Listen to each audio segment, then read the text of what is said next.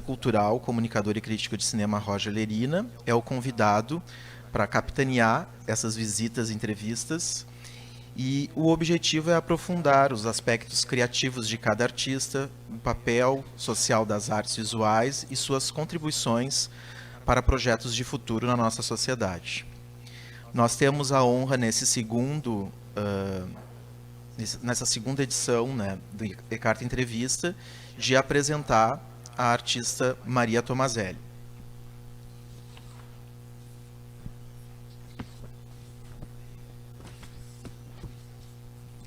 Maria Tomazelli nasceu em Innsbruck, na Áustria, em 1941. Estudou desenho e filosofia, no qual é formada, no qual graduou-se.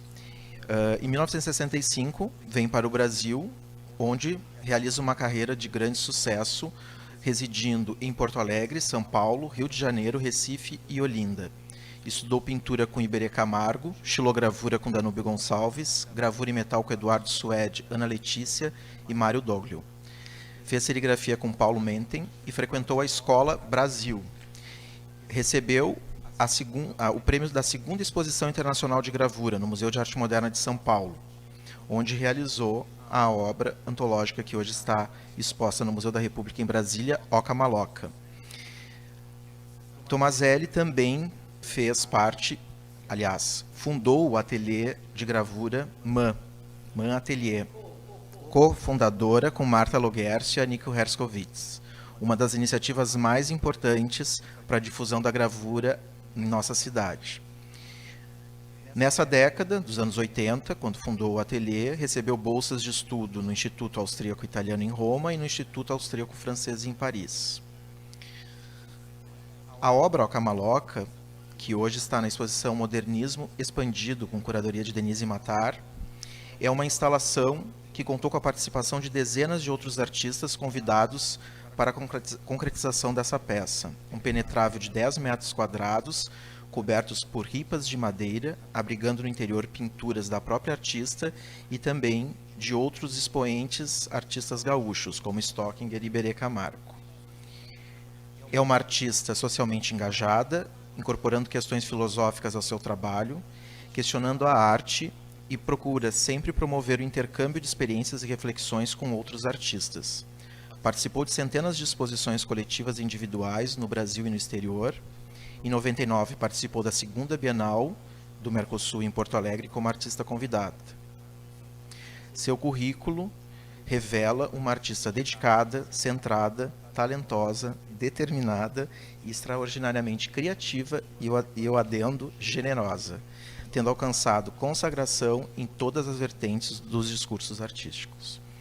Então, Tomazelli, nós te agradecemos, em nome da Fundação E-Carta, por essa disponibilidade de abrir as portas do teu ateliê e também do teu acervo, que foi pesquisado e investigado pelo curador Nicolas Beidac. A exposição até dia 10 de julho lá na galeria.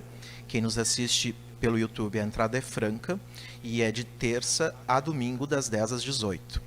Passo a palavra para o Roger Lerina, que vai fazer uma série de perguntas. O público, através do nosso canal no YouTube, também pode encaminhar perguntas.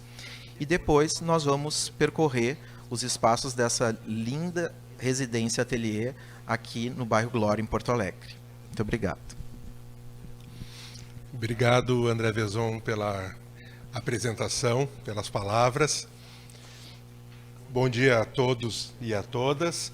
Sejam, então, muito bem-vindas, bem-vindos a mais uma edição do E-Carta Entrevista. Como o André já disse, a gente está falando diretamente aqui da Residência Ateliê da artista Maria Tomazelli, um belíssimo local, sítio localizado aqui na zona sul de Porto Alegre, no bairro Glória, e eu tenho o privilégio de ter então a Maria Tomazelli, que é uma das artistas mais importantes do Brasil em plena atividade, com pelo menos 2 exposições atualmente em cartaz, participando de uma coletiva em Brasília, aqui em Porto Alegre com uma exposição monográfica na Fundação E-Carta.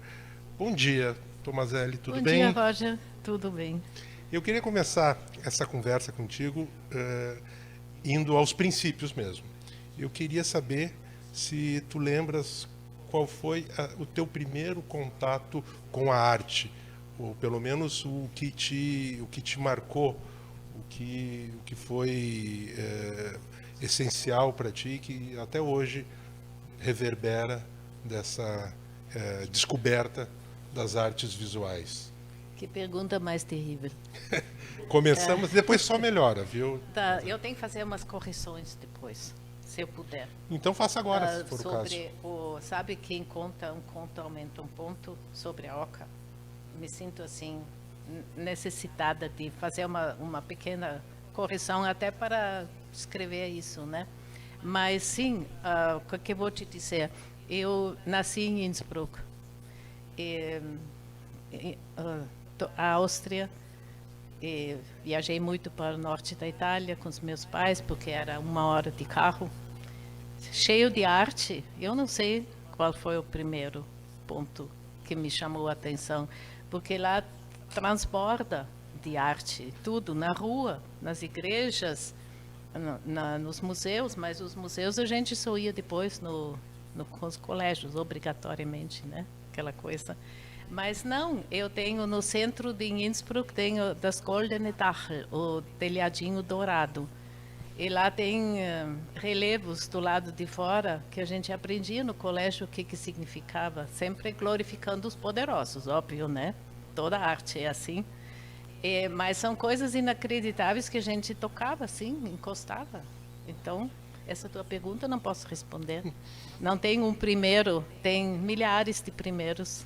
Mas tu nasceste e foste criada, né, Tomazelli, num ambiente ligado à arte, isso sim. Sim. Influências, né, meu pai do lar. não pôde exercer a profissão que ele queria, que seria arquiteto, porque ele nasceu na Primeira Guerra Mundial, ficou com tuberculose, perdeu o pai de tuberculose, perdeu 2 irmãs de tuberculose. Eu tinha que ir trabalhar, mas o pai dele, meu avô, era escultor, e na nossa casa tinha os relevos que ele fazia. Ele era escultor e ele era mestre de carpintaria também. Então eu tinha isso, eu convivia com isso. Estava escrito Friedrich Tomaselli. E a gente diz, o que é isso? Isso é isso aqui, assim, assado, né? Então, assim, a mãe sempre gostava de música, comprou um violino para ela, autodidata, porque também não tinha dinheiro, também Primeira Guerra Mundial. Mas ela escutava música clássica o dia inteiro, cozinhava com óperas, e lavava a louça com sinfonias, e assim eu me criei.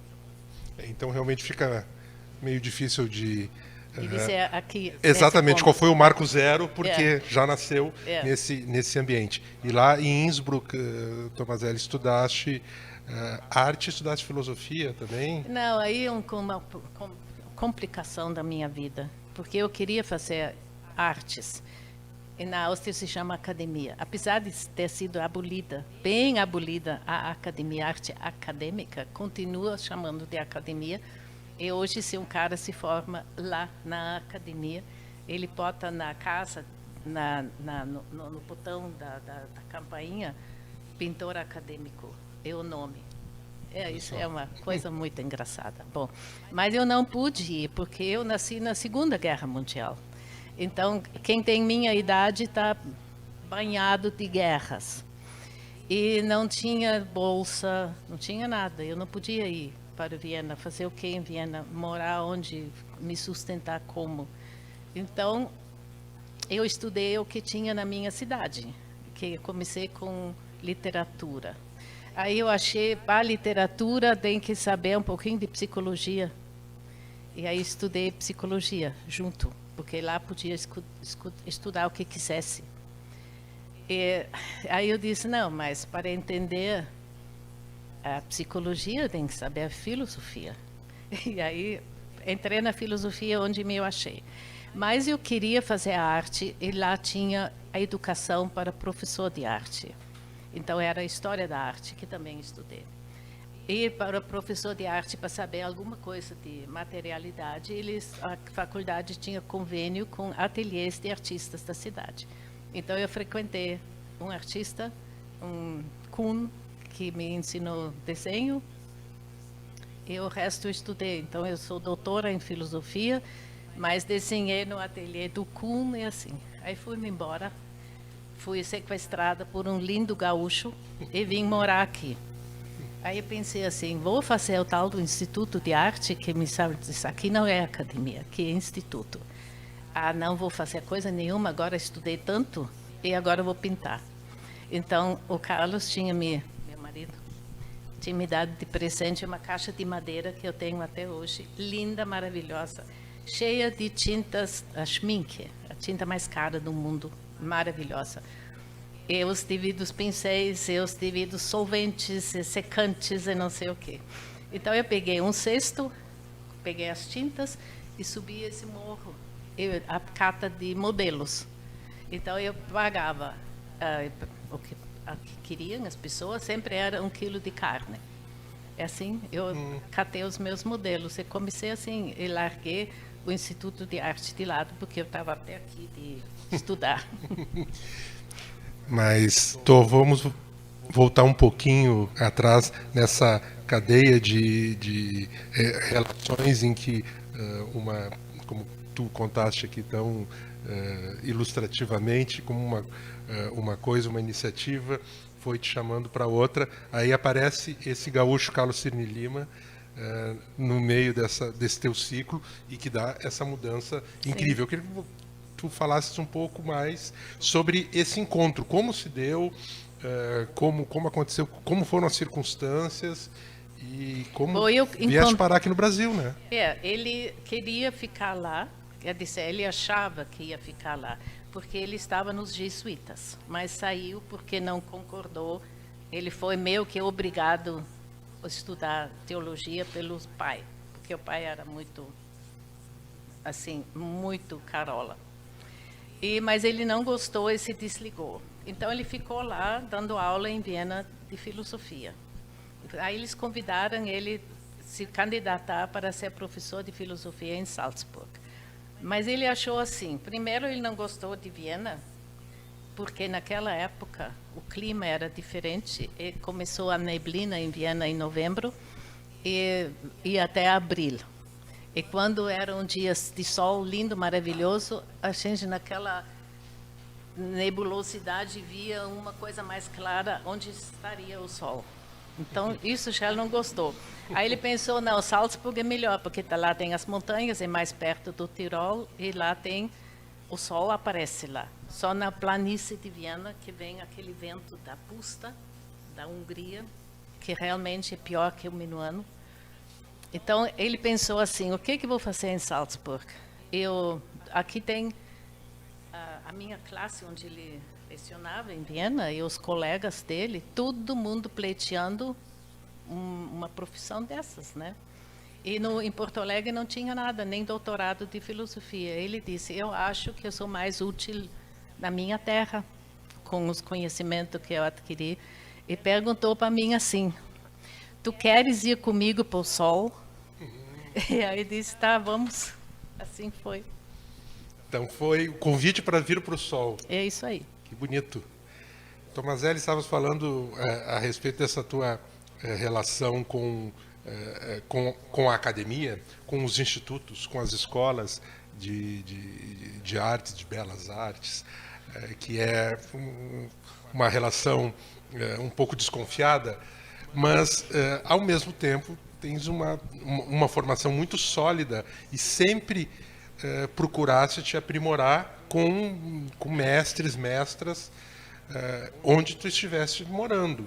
Porto Alegre, São Paulo, Rio de Janeiro, sempre procuraste. E eu queria falar sobre esses grandes nomes com quem tu conviveste, que em algum momento tu compartilhaste ateliê, oficina, e o que isso te ensinou, como o Berê Camargo, Danúbio Gonçalves e tantos outros artistas. Eu acho, a minha ideia de chegar num lugar é assim, sempre de aprendiz.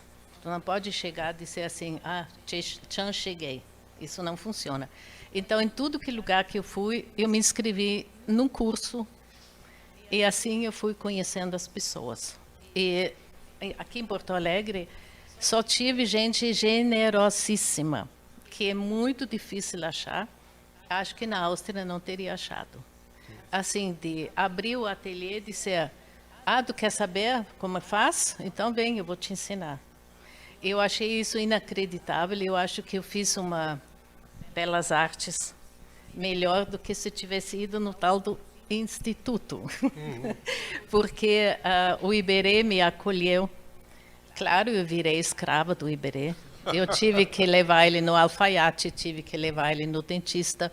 Fui com ele no presídio, carregando os pincéis, as latas de tinta, etc. e tal.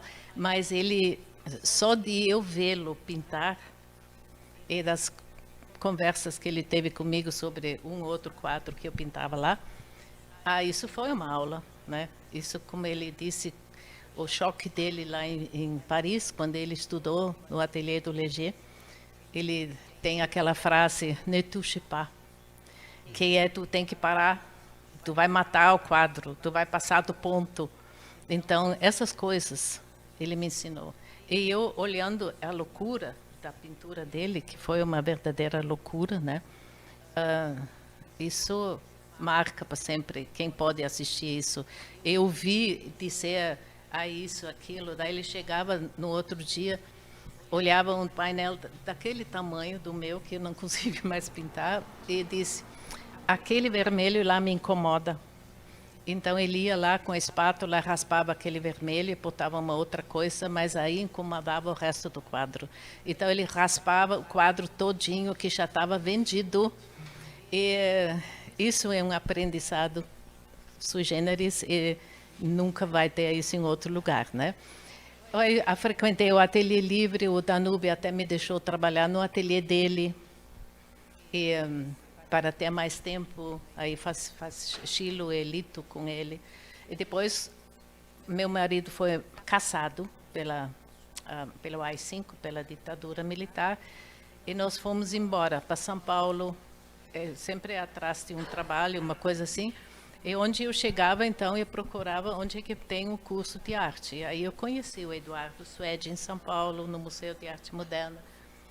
E no Rio, eu conheci a Ana Letícia, e fiz o curso com ela no ateliê que ela organizava e orientava em Niterói. Ela chamou o Mário Dólio, que é da Casa da Moeda, que sabia fazer buril, que ninguém mais sabe hoje em dia. Ele ensinou como se faz buril, que é a técnica do dinheiro e dos selos, que nunca gasta. Uma chapa de buril nunca se pode tirar trilhões de cópias, nunca vai gastar. Todas as outras técnicas de gravura em metal, com 100 cópias, já está achatado, já não presta. Ou quer dizer, não é mais a mesma coisa, não é mais tão virgem, tão bonito como é nas primeiras cópias. Mas o buril é assim, muito difícil, mas ele ensinou. Todos eles já morreram, que é uma coisa horrível eu falar essas coisas. Eu penso nas pessoas que me acolheram, não tem mais um. Eu estou na fila, né? Não, para. É isso. Bom, então, assim eu fui, depois acabei em Olinda, foi nosso último...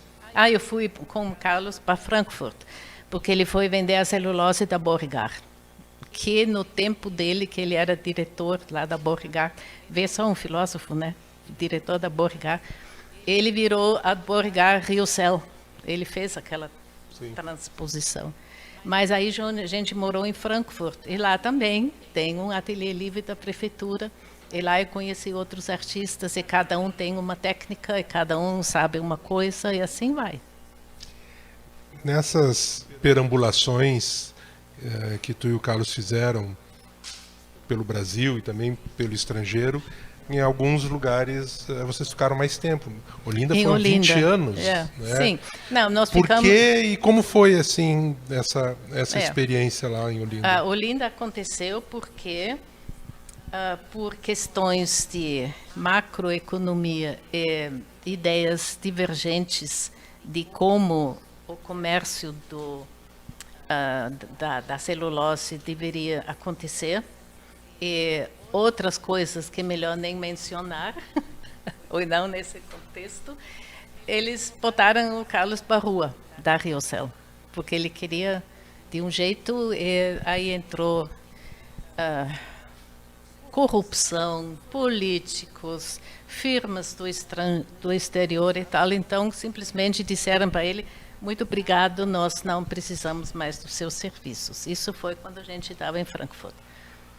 Então, ele procurou emprego, moramos no Rio nesse tempo.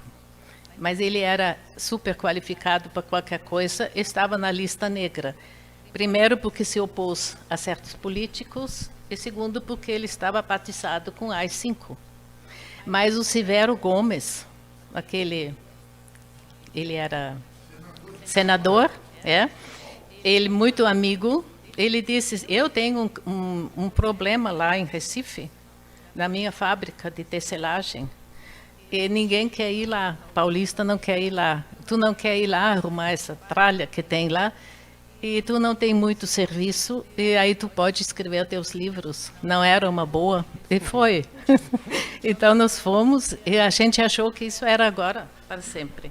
Porque não parecia que ia voltar para a universidade, não, era muito preto tudo. E aí compramos uma casinha lá, em Olinda. E depois veio a anistia, ele voltou para a faculdade, e nós ficamos com essa casa mais 10, 15 anos, mas não deu para sustentar a casa, né? Porque a pressão social a uma casa que só é habitada em julho, quando bate um minuano aí, a gente ia para lá, fugia para lá, e no verão isso não vai. Então a gente diz: não, até não é justo ter uma casa abandonada assim, ou então tem que alugar, daí tu não pode usar, ou então vamos vender a casa. Foi com muito pesar, porque a casa tinha 450 anos e a gente restaurou ela de acordo com o patrimônio histórico, tudo como era, né? Todos as beiras, tribeiras, tudo de acordo. E foi com muito pesar. E depois nunca mais fui para lá, mas agora pretendo ir. Então assim acabamos em Olinda. Essas circunstâncias da vida, mas foi muito bom. Para ele e para mim. Foi muito bom. Ótimo. Esse livro aqui, Maria Tomazelli, chama-se Maria Tomazelli, é um belo volume, foi editado já faz alguns anos. Tem textos de várias personalidades, pessoas ligadas à cultura, às artes visuais especialmente, mas principalmente da Márcia Tiburi, que é filósofa, que também tem uma formação em artes plásticas, e da Denise Matar, que já foi citada aqui, que é curadora, que são os textos principais. Mas, como eu disse, tem textos de outras pessoas. Aqui é um belo livro que, além dos textos, tem uma compilação de trabalhos da Maria Tomazelli, reproduções desses trabalhos. E eu queria ler uma citação aqui para dar o mote da minha próxima pergunta. O Marcos Rizzoli, que é também professor de artes visuais, curador, ele falando num texto chamado Sombra, se não me engano, aqui, que está nesse livro, sobre o trabalho da Maria Tomazelli, ele cita uma frase, cita várias frases desse artista, mas especialmente essa aqui do Paul Klee, que me chama a atenção. E Paul Klee diz que a obra de arte é por excelência origem. Ela não se apresenta jamais como um produto acabado. Certo fogo pretende viver. Tem um pouco a ver com o que a Maria Tomazelli estava falando a respeito do processo da relação de Iberê Camargo com o trabalho dele. Mas Paul Klee eu vejo como uma influência muito presente no teu trabalho, Maria Tomazelli. Sim.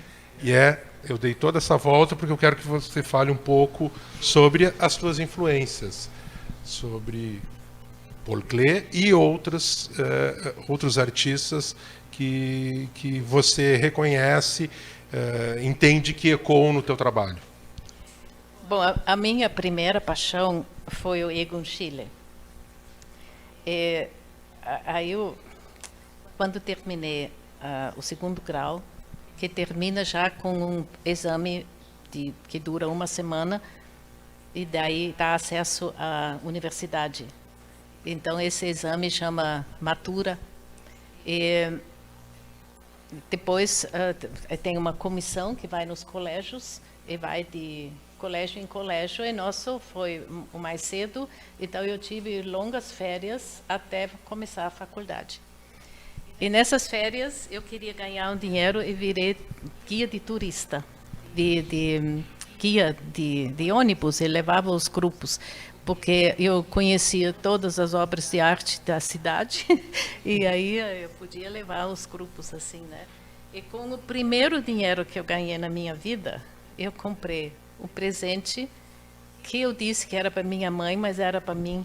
Eu comprei um livrinho pequenininho do Egon Schiele. Que idade tu tinhas, mais ou menos, lembra? 18, quando a gente faz essas coisas, né? Então, essa era a minha primeira paixão, e cada vez que vou a Viena, eu vou lá no Ludwig Museum e fico lá o dia inteiro olhando o Egon Schiele. Ele morreu com 28 anos, imagina o que ele não teria feito se tivesse chegado aos 81, que nem eu. Inacreditável essa injustiça da vida, né? Bom, o Klee, sim, óbvio. O Klee é uma coisa que vai, sempre deixa aberto mais um caminho. E aí eu estou num grupo, que agora tem um grupo assim, que diz Paul Klee, todo dia eles postam uma imagem. Não sei se tu está nesse grupo. Não, isso é uma maravilha. É uma maravilha. Sim, é só procura grupo Paul Klee. Daí todo dia alguém posta uma imagem. Isso é inacreditável, porque eu abro de manhã o celular, a primeira coisa que cai na minha cara é o Klee, daquelas coisas maravilhosas. E parece que são 100 artistas diferentes, mas todas elas têm uma coisa em comum. Mas ele é incrível. Ele é absolutamente incrível, porque ataca com todas as armas em todas as direções, sem perder o elo que é ele, né? Então, assim, ele é uma grande paixão. Outra grande paixão é o Giacometti. Eu gosto muito, especialmente os retratos dele. E porque são paisagens. E daí tem aquele livro daquele jornalista que foi entrevistá-lo para uma exposição, e ele diz, senta aqui que vou fazer o teu retrato. E ele senta. Então ele tá tudo pronto, tudo. E ele volta amanhã. Não, mas já está pronto? Mas não está pronto. E aí ele diz, no outro dia, quando o jornalista foi lá, estava todo raspado o quadro. E assim esse jornalista ficou com ele um mês. Tu já chegou a ler o livro? Não. É uma coisa de louco. Trechos, tem assim, porque filme. a entrevista, os diálogos deles são E incríveis. aí, são um mês, todos os dias ele raspava, todos eles ele fotografou e todos eles são iguais. Porque o primeiro é sempre a mesma coisa, mas não é a mesma coisa, porque virou uma paisagem. Virou uma paisagem que tem profundidade. Não é um sketch, não é um esboço, não é uma pintura plana, não. É um mundo que vai mais uma camada, mais uma camada. E assim eu faço os retratos. Assim, eu procuro fazer assim, né? Então, nunca dá para dizer assim, se tu fala com o artista do nível do Giacometti. Mas eu também faço, eu quero fazer uma paisagem daquela pessoa. E especialmente quando conheço bem a pessoa e sei como é que ela era 20 anos atrás, 30 anos atrás, o que já passou, o que já não passou, e tudo isso tem que estar lá dentro, senão é um traço ralo, não diz nada, né? Outro cara que eu gosto muito é o Lucian Freud. Embora não tenha nada a ver com Klee, mas ele tem aquela abordagem da carne humana e da cara humana muito profundo, vai é visceral. Essas são mais ou menos as minhas paixões. Ótimas paixões realmente envolventes. Tomazelli estava falando a respeito de várias técnicas e relembrando um pouco os cursos e os mestres com os quais tu conviveste.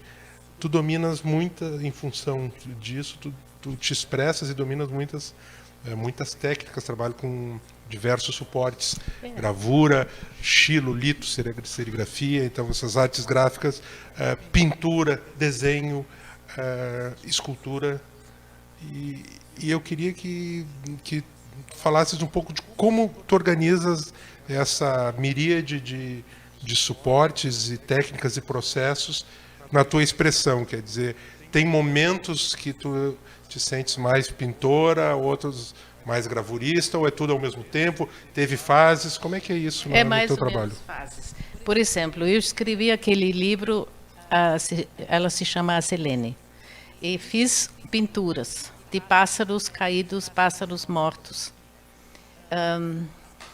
Que um dia eu abri a janela e no peitoril estava um feto de pássaro. O vento deve ter levado para lá. Só posso imaginar, caiu do ninho. Não sei como chegou lá. Tirei uma foto e pensei assim, essa é a imagem daquela pessoa que vou retratar nesse livro. Vou pintar isso para ilustrar o livro. Mas depois, quando as pinturas, umas 10, 20, 30 pinturas estavam prontas, eu o livro também, já tinha escrito o livro, eu disse, não, livro não tem nada a ver ilustrar com pintura, ainda por cima colorido. É claro, era ferrugem, preto. Não, o livro é gráfico, tem que fazer a gravura. Então eu fiz a mesma coisa em gravura. Aí eu saio daqui, que aqui eu pinto, ali, essa virou meu ateliê de pintura, e desço lá embaixo nessa outra casa, que era meu ateliê, a gente morava aqui, e o meu ateliê era lá. Agora a pintura é aqui, a gravura ficou para lá, só a gravura.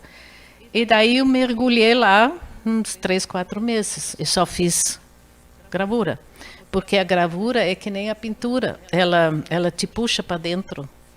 E eu gosto muito de dar banhos em ácido, porque também fazem essas paisagens. Acontece na segunda camada, terceira camada, quarta camada. E então eu faço assim, agora terminei esse quadro aqui, e nós, o Marco Sanches e o Raul Cassu, que são os meus cupinchas de gravura atualmente, nós vamos fazer ilustrações dos contos de Guimarães Rosa. Então, vou me mudar lá para baixo e vou passar meio ano com certeza lá embaixo, e não vou tocar num pincel, porque isso exige isso, não adianta. Ou mergulha ou não mergulha. Então eu faço sim. E quando eu faço escultura também, aí eu fico o dia inteiro. Era mais no ateliê do Chico. O Chico, um dia, fiz uma visita para ele, ele me deu uma plaquinha de cera e disse, vê se uma vez na vida faça alguma coisa que presta. Aí eu disse, mas cara o quê? do Chico. Esse tamanhinho. Aí eu disse, sim, mas o que eu faço com isso? Ele disse, pega uma faquinha, uma vela e vê o que acontece. Assim comecei a escultura. E fiz. Aí. E não dá mais para parar, mas tem que parar porque não dá para pagar. Bronze não dá para pagar. Aí parei por não poder pagar. Senão eu estava lá no Tanena direto. Mas eu fiz uma casa de bronze agora quando estive na Áustria. Pá, que coisa. E depois as instalações com guindaste levaram para cá e para lá. Pá, uma coisa de louco. Eu disse quando eu estava lá, eu acho que vou ficar morando aqui, não saio mais daqui. Mas isso é um problema, o dinheiro na arte também, né? É um problemão mesmo. Agora, falando dessas diversas maneiras com que tu te expressas, estava citando apenas as artes visuais, e aí tu lembraste a tua ligação com a literatura.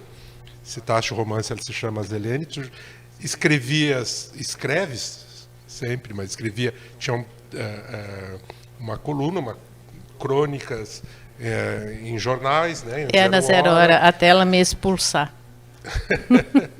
E aí eu fui expulsa. Por maus comportamentos. Mau comportamento. Tá bom. E escreve também ficção, então, romance. Eu queria que falasse sobre essa tua ligação com a literatura. Agora está falando de Guimarães Rosa. Eu não tenho ligação com a literatura e não sou escritora, eu só escrevo. Isso é muito diferente. Quando me convidaram para posar para as escritoras do Rio Grande do Sul, eu fora, não sou escritora. E não tenho fantasia para romance, não tenho. Eu só escrevo o que eu vivo. Eu só sei escrever o que eu vivi. Então não tem nenhum romance nesse sentido. Posso fazer uns enfeites, posso mudar o nome, mas tudo eu vivi tal qual. Então isso não se chama, eu não sei como se chama isso, mas escritor com certeza não é. Sim, estou escrevendo agora um livro sobre minha mãe, que é uma coisa muito complicada, mas é maravilhoso e eu acho que esse livro nunca vai sair, vai só ficar na prateleira para os 3 netos dela, porque não tem como. Mas eu estou escrevendo tudo que eu vivi. E isso não pode. Senão vira um Bukowski. Então, não me considero escritora, mas eu gosto de escrever. Eu descobri o gosto escrevendo essa coluna na Zero Hora durante 3 anos. E aí fui convidada porque morreu o Hundertwasser. E o Lauro Schirmer disse que tu é austríaca, tu é artista, então senta e escreve um texto sobre o Hundertwasser. E eu escrevi, eu sou meio irônica, debochada, e escrevi a reação dos arquitetos de Viena, que meu irmão é arquiteto, sobre o Hundertwasser. Que o Hundertwasser tem a tal da famosa casa do Hundertwasser em Viena, que é mais visitada do que o Castelo Schönbrunn. E meu irmão, tinha lá uma mega exposição de um artista que eu esqueci o nome, mas famoso, artista famoso. E eu queria ir lá com meu irmão, arquiteto, urbanista. E ele disse, não, vamos lá, eu te levo lá, mas eu fico tomando um sorvete no outro lado da rua, porque eu me recuso a entrar nessa bosta. Então, os arquitetos não gostam do Hundertwasser. Chamam ele de kitsch puro e não sei o que, não sei o que. E sobre isso, entre outras coisas, obviamente, o Hundertwasser é um baita artista, ecologista. Ele criou um projeto que chama Merda e Ouro, que é, de fato, um troço muito antes de todos. Ele escreveu isso muito tempo atrás, de como reciclar tudo, que tudo vira um ciclo assim, muito maravilhoso. Ele fez inovações em freeways, como podiam não ferir as paisagens, coisas assim, né? Mas, por que eu estou falando isso? Está falando de literatura de e literatura. porque para falar do Hundertwasser... Então era para eu escrever aquele artigo sobre Hundertwasser. Eu citei um pouquinho esse negócio dos arquitetos e daí eu acho que a Zero Hora achou legal. Mas quando eu comecei a usar esse meu talento de leve deboche sobre coisas que fazem propaganda na Zero Hora, aí não deu mais. Não pegou bem. Tomazelli, estavas falando da tua ligação com as pessoas que cruzaram a tua vida, artistas, né, professores, professoras. E eu acho que uma das características que é mais marcantes da tua trajetória é essa tua disposição para o trabalho colaborativo, para a mobilização de colegas, não apenas no campo das artes ou mesmo da cultura, mas também do ponto de vista de engajamento e conscientização social, ambiental, com relação a questões como a presença ou a invisibilização de grupos como negros, como indígenas. Agora eu quero te ouvir falar sobre esse lado da tua produção, da tua existência e como isso dialoga com o teu trabalho nas artes visuais. Eu adoro gente, começa assim. Eu acho que a coisa mais chata é se tu não tem amigos com quem trocar ideias. Então, eu me envolvo muito com tudo que acontece em minha volta. Eu queria agora, André, tá para tu... Eu queria falar sobre a Oca, porque tem umas informações, obviamente tu era um bebê quando eu fiz a Oca, tu não pode saber, mas eu queria corrigir aí uma coisinha que costuma ser falado na cidade, mas não é bem assim, porque eu não fiz a Oca com artistas, eu bolei a Oca por causa da minha convivência com os índios. E a minha ida posterior para Olinda, nessa arte popular.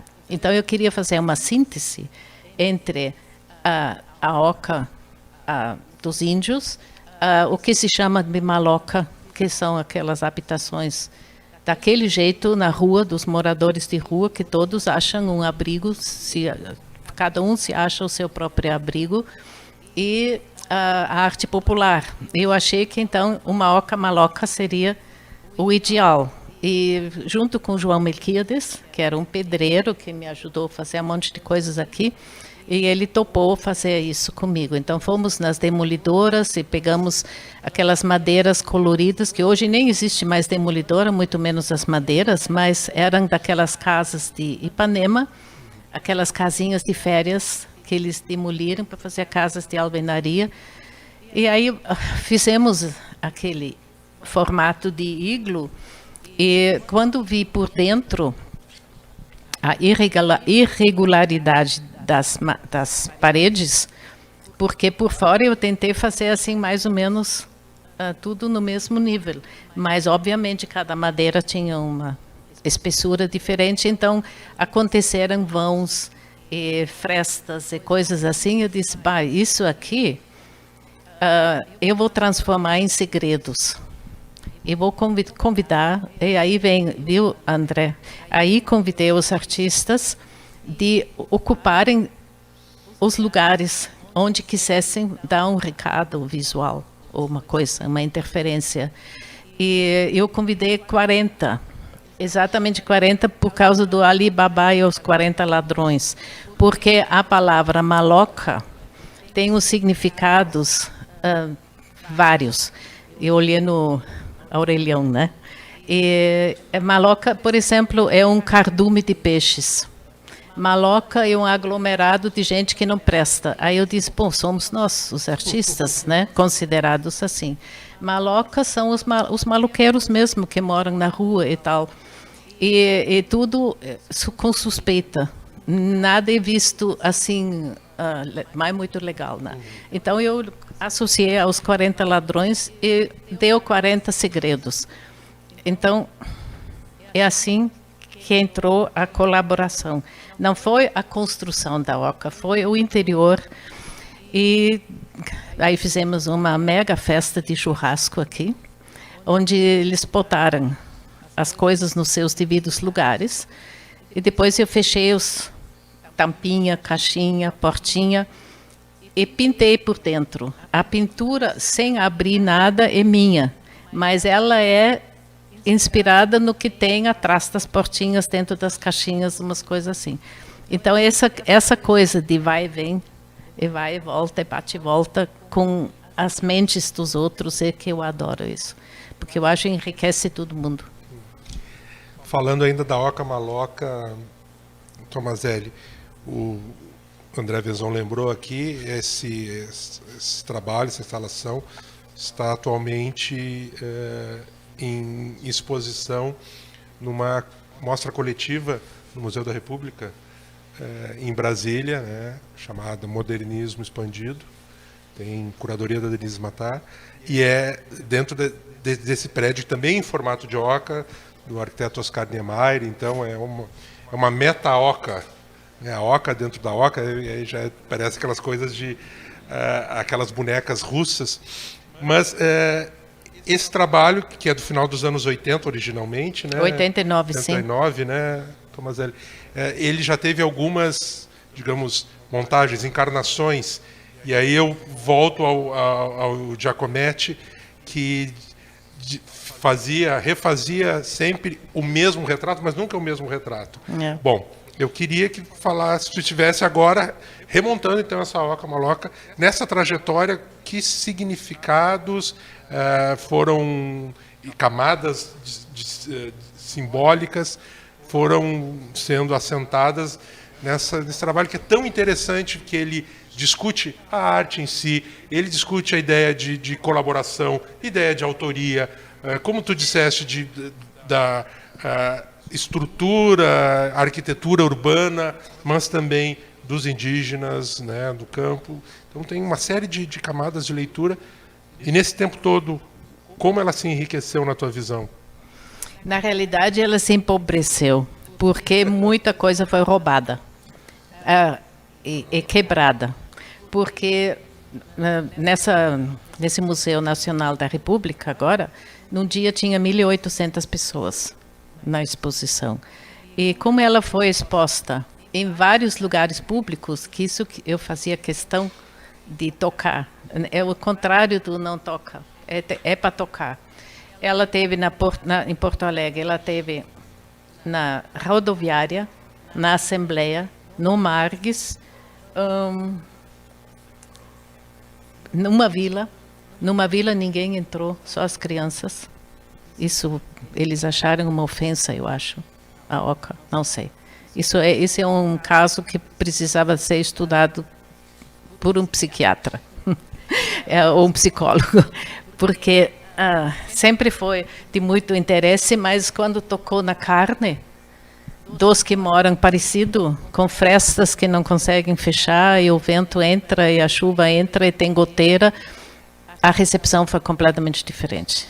Então, até fiquei com vergonha, mas as crianças adoraram.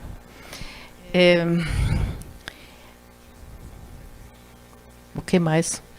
Não, eu te perguntei a respeito do que tinha acrescido Não, simbolicamente, e tu disseste o contrário, que ela acrescido, sim, ela empobreceu porque, por exemplo, o Chico, pão duro, me deu uma cera, e a cera derreteu, obviamente, né? O Chico podia ter me dado um bronze, teria sido roubado. Não, ele me deu uma cera já prevendo isso, eu acho. E aí tem o vestígio, que nem aquela imagem de Cristo, de Turim, assim. Sim. Mas sabe o que tinha aqui? O Gustavo Nacle me deu uma rede com bonequinhas, que quando abria a porta, a rede se montava. Essas bonequinhas também foram embora. Mas vários artistas botaram outra coisa deles mesmo lá dentro para substituir. Agora tem um artigo ou uma pesquisa ou um TCC, não sei o que é lá em Brasília, que me mandaram sobre instalações e como guardar instalações. E essa moça que escreveu, não sei nem se é moça ou moço, ela largou a ripa em cima das como não é conservado adequadamente e catalogizado adequadamente tudo. Então, ela não é só sobre a OCA, ela fala sobre todas as instalações que tem lá. Tem lá, por exemplo, do L8 Sica, umas coisas assim. E de fato, ninguém anotou o que tinha antes, o que tem agora. E isso, sob olhos de um curador ou de um museu, é uma falha. Mas, para mim, tanto faz. Isso aconteceu, a vida aconteceu. Os artistas que estão lá dentro, a maior parte morreu, não estão aqui. O que eu vou chorar se falta uma borboleta, uma coisinha assim, se falta o Nelson Jungblut, se falta a Nas Alices, se falta o Chico Stockinger, se falta o Iberê. Então, eu considero isso não tão trágico como está nesse TCC, mas tinha que ser assim, óbvio, né? Não estou criticando, estou até elogiando, mas a mim não toca isso assim, desse jeito. O que acrescenta é o significado que tem. O significado se enriqueceu, mas a materialidade empobreceu, inclusive porque eu fiz essa OCA aqui. Também tem isso, tu botou em São Paulo, né? Isso também tem que... Não precisa, mas se for publicar isso ou escrever, aí tá para corrigir, né? Fiz aqui, olha para fora, um mês de chuva, tudo molhado, a madeira inchada, e ela foi comprada não, porque nunca recebi um tostão, mas um diploma, adquirida pelo museu, pelo MAB, em Brasília. Então, ela mora há 33 anos em Brasília, onde a umidade do ar é 12%, 10%, 20%. E aqui é 100%, 98% e tal. Então, ela murchou. Ela abriu umas frestinhas maiores do que eram. Óbvio, né? É madeira. E aí agora eu tive que fazer uma adaptaçãozinha. Então, achar uma madeira em Brasília, isso é um caso impossível. Não tem nem nada para comprar mesmo. Tu passa fome e sede nesse museu porque não tem nada em volta. Só tem esses espaços do Niemeyer. Para atravessado leva meia hora para chegar num outro monumento onde também não tem nada. Só tem uns vendedores de chaveiro e aguinha gelada. Então a gente tinha que recorrer aí para a catedral para não morrer de sede. Mas eu fiz amizade com uma moça que é arte educadora, a Leísa Sasso, e ela catou na casa dela, no canil, umas coisas assim, e na cozinha, ela fez uma reforma na cozinha e me trouxe uns pauzinhos azuis. E eu consegui com eles fechar as frestas maiores. Mas é assim, a vida é assim. Nós somos assim também, então não acho nada de triste. Acrescentou isso, e como ela realmente fez um esforço sobrenatural de achar alguma coisa orgânica nessa cidade, que é tão modernista, é concretista, eu botei o nome dela num cantinho. Colaborou. Sim. É assim. No final das contas, é mais uma comprovação do quão viva, pulsante e orgânica mesmo é esse trabalho. O Mocamaloca, ele continua, né, vivendo, se transformando, se transmutando. Mas não é uma peça estática. Acabada. Né? Aqui, inclusive, como né, aquela citação aqui do Paul Klee que eu fiz. Gente, nós temos ainda uma visita aqui pelo ateliê residência da Maria Tomazelli, né, faz parte de outro projeto ligado à Galeria E-Carta, né, que é o E-Carta Visita, e vocês que estão em casa podem nos fazer perguntas, aproveitar aqui a presença da artista ao vivo.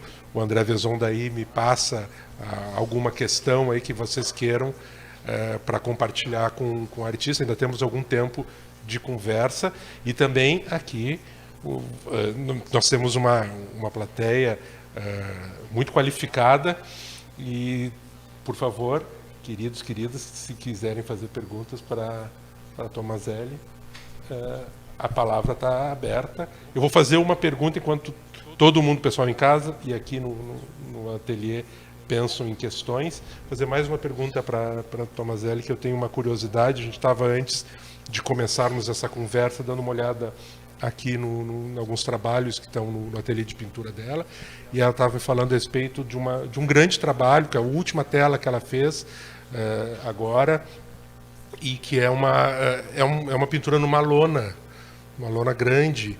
E eu queria te falar especificamente sobre esse suporte, a lona. A gente falou da oca, como vive, como pulsa, como é orgânico, no certo sentido, e a lona, que não é um suporte, uma tela que tu usas desde sempre, tem de alguns anos, vários, mas alguns, vários para cá, não foi sempre o suporte que tu usaste, como eu disse. A lona, ela tem, além dessa questão da rusticidade, ela tem história, né? Essas lonas, elas serviram, elas trabalharam, tiveram outras funções antes de abrigar uma expressão artística. Eu queria que tu falasse dessa relação do porquê da lona e como tu te relaciona com esse suporte tão forte. Eu não me lembro mais um artista, mas quem foi, mas um daqueles famosíssimos, tipo Lucien Freud ou Giacometti, uma coisa nessa categoria. Ele disse numa entrevista: eu estou sentada na frente da minha tela branca e não me ocorre nada. Antes tivesse um cocô de uma mosca. Então, a lona é exatamente isso. Já tem os cocô da vida. E a lona tem as lonas que eu consegui. E conheci a lona através de uma bolsa. E hoje eu tenho a concorrência dos que fazem as bolsas, fazem os casacos, que descobriram a lona e não se acha mais lona por causa disso. Mas eu, numa dessas bolsas, eu vi que tinha um rasgado, costurado. E eles têm as fábricas, não sei se são sapateiros que fazem isso, mas os caminhões só tinha esse tipo de lona e quando rasgava por um motivo ou outro, ou porque passou por uma árvore, ou encostou, ou furou carregando, eles têm um sistema de costura que é um desenho. Eu achei lindo esse desenho e aí eu peguei as lonas e comecei a esticar e olhava as lonas e disse o que me sugere aqui. Então eu comecei assim a valorizar o que já tinha acontecido com essa lona. E assim eu acho que é a vida, né? A gente sempre se encontra alguém que acrescenta alguma coisa que não é uma tábula rasa. A pior coisa é a tábula rasa. Ou tu não tem ideia nenhuma, ou tu não encontras ninguém, ou não tem ninguém na rua, ou vai num bar onde não tem ninguém sentado. Essa é a pior coisa que pode acontecer a um ser humano. Então, a lona, comprei um caminhão inteiro, porque é caríssimo. É um investimento, quase como fazer bronze, porque eles descobriram que vale, né? Então não é mais, não, está jogado aqui no lixo, pode pegar. Eu tenho ainda uns pedacinhos, mas não mais muitos. E o que valorizei, não nessa última lona, essa eu me passei, porque eu queria fazer um encantamento contra e a favor dos meus 2 cachorrinhos, para ver se domava eles, porque não estou conseguindo. Aí pintei eles e daí eles ficaram muito cachorrinhos mesmo, daí então eu esqueci o que tinha na lona e fui pintando. O jardim em volta, umas coisas assim. Mas em geral, lá embaixo vou mostrar para vocês, no meu depósito, que também está em fase de reestruturação, tem que tirar porque está demais. Aí eu valorizo o que já tem, o tal do cocô da mosca, né? Tá lindo o trabalho. Tá ótimo. André, nós temos alguma questão do pessoal que está em casa ou não? Porque aqui eu acho que temos. Por favor. Maria, você falou da sua literatura, né, quando você escreve sobre suas vivências, né? E você também faz esse trabalho na sua pintura, por exemplo. Eu estive olhando ali atrás a imagem, a pintura na lona, né? E vi teus cachorrinhos ali, né? Será que nesse período pandêmico também a Maria trouxe para a tela dela, para as telas dela, essas vivências dela? Ou assim, mais amplo, sempre ao longo da tua vida como pintora, trazia essa tua vivência, tuas experiências para tuas telas? É sempre, porque eu não tenho ideias. Eu só tenho vivências. Eu não tenho. Eu imagino assim, como é que alguém senta e faz um romance que não viveu nada disso. Eu acho que não é possível. Eu acho que ninguém faz. Não sei, em todo caso. Sim, é isso aí. Por exemplo, aquela pintura grande aqui na parede, a vermelha, que é de 30 anos atrás, essa é a Caverna de Platão. Isso foi uma época que eu fiz o CD, junto com outros colegas, o CD da Dialética para Principiantes do meu marido, daquele livro do meu marido. Então, aí, nesse CD tem imagens, e nas imagens, obviamente, acontece, no CD da Dialética, acontece o mito de Platão, né? Da caverna. Então, eu fiz vários trabalhos sobre isso, para chegar a isso que eu acho agora agora é a caverna. Então, tem várias pinturas, tem gravuras e tem coisas assim. Sim, sempre é alguma coisa que me toca, porque se não me toca... Eu não sei se o pessoal em casa ouviu a pergunta, eu vou tentar sintetizar que o artista Walter Cravatsky fez aqui para a Maria Tomazelli, que, como ela tinha dito a respeito da escritura dela, que ela só escrevia o que ela tinha vivido, ele queria saber se também no trabalho visual, como artista, isso também era verdade, quer dizer, tudo que estava na tela, nos trabalhos expressivos artísticos dela, de alguma forma tem a ver com a vivência, e a Tomazelli já respondeu. Obrigado, Walter. Alguém mais tem alguma pergunta?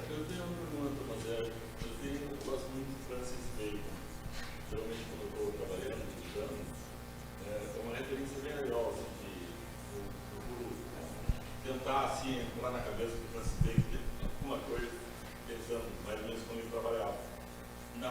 No período que tu trabalhou e quando tu descobriu o Francis Bacon, teve uma influência, uma fase do teu trabalho que tinha? Não. Antes Não, Francis...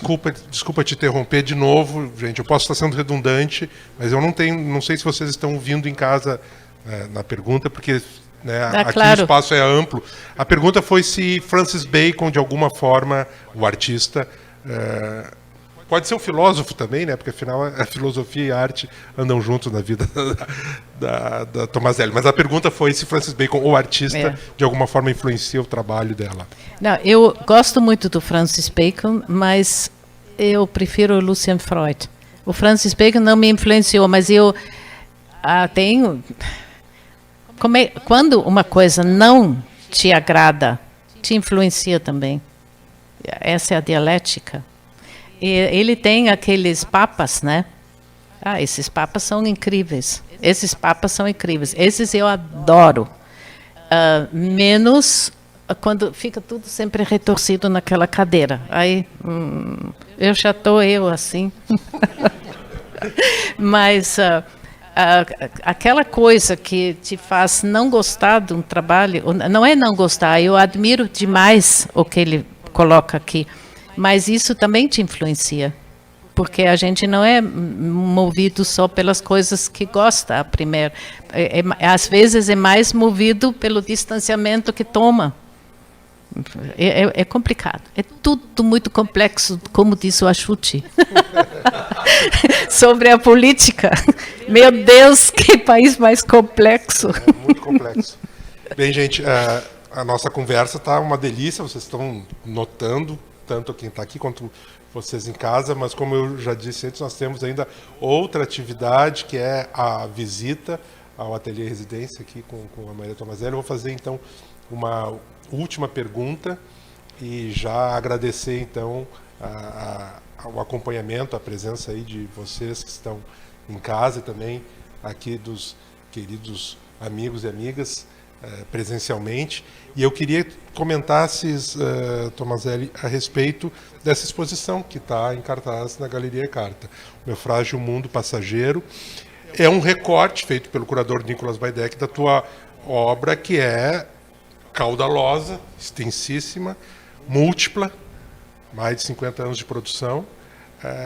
Mas eu queria que falasse como tu vês, o que na tua opinião foi destacado nesse recorte curatorial, e também para as pessoas que ainda não assistiram, não foram visitar a exposição, o que elas vão encontrar lá na Galeria Carta. Bom, Nicolás, eu pensei que tu ia me ajudar hoje. Eu pensei que tu ia sentar aqui do lado e falar essas coisas todas. Esse moço é mais ordenado na cabeça do que eu acho. Porque ele fez uma leitura quase que construtivista. Eu acho. A minha teria sido mais barroca. Se alguém diz o que tu quer botar, eu acho muito bom alguém escolher o que botar. Porque ele descobriu nos porões, que eu nem me lembrava mais, peças. E todas elas fazem sentido, todas elas caminham numa direção. E essa direção tem uma certa ordem. Eu fico muito agradecida que tu achou que eu estava também fazendo isso, porque eu me sinto mais caótica do que essa exposição. Mas eu adorei a escolha e realmente isso é um lado em mim que a mãe ia adorar, porque ela sempre diz, para com essa bagunça. Então, aquelas caixinhas e as esculturas e tudo, e do jeito como tu penduraste, toda fazendo uma leitura e vai do mais organizado ao mais solto. Aí eu achei demais. Eu posso dizer mais uma coisa sobre o caminho agora, né? Porque se era para fazer uma visita ao ateliê, eu deveria ter deixado essa peça como eu a uso.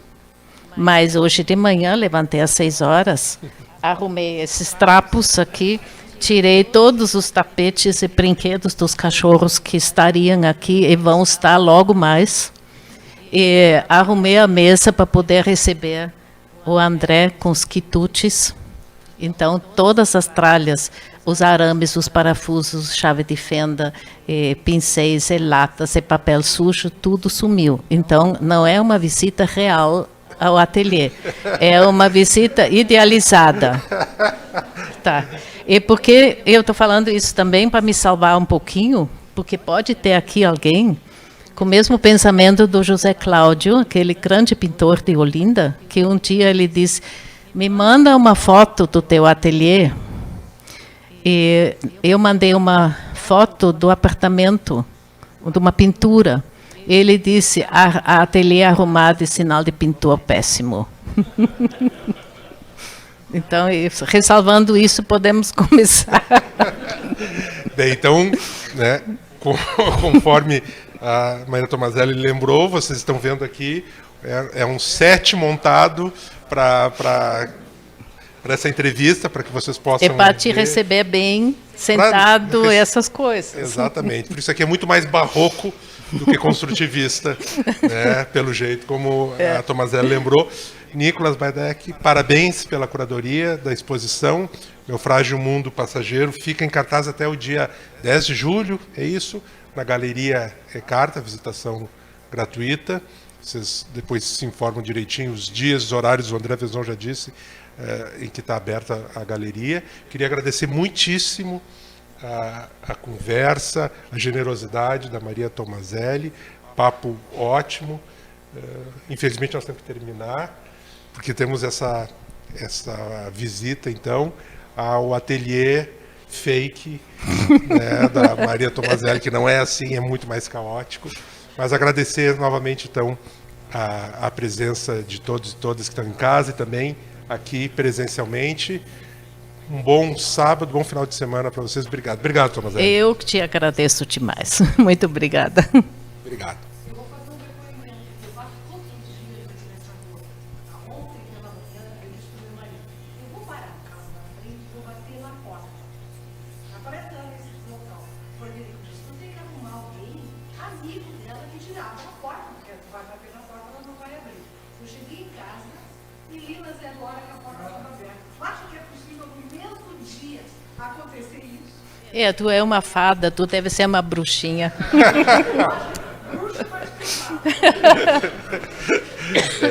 É isso, Tá então, bom. gente. Muito obrigado. Tá. Que ótimo esse depoimento. Tomara que o pessoal tenha ouvido, não sei aqui. Eu, Felipe.